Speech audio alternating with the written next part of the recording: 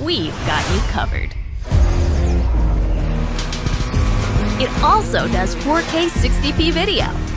You can also slow things down. Way-do. And yes, there's HDR video. How's the flight time? It's fantastic. You're looking at up to 34 minutes in the air, a new record for the Mavic series. We've added OcuSync 2.0, so you can fly longer and see clearer.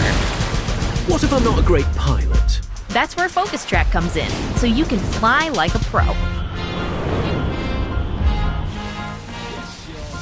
Or just press a button.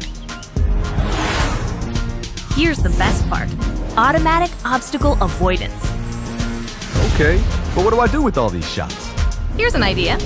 Use the DJI Fly app to edit and share your moments with just a tap. So, what's different? A whole lot.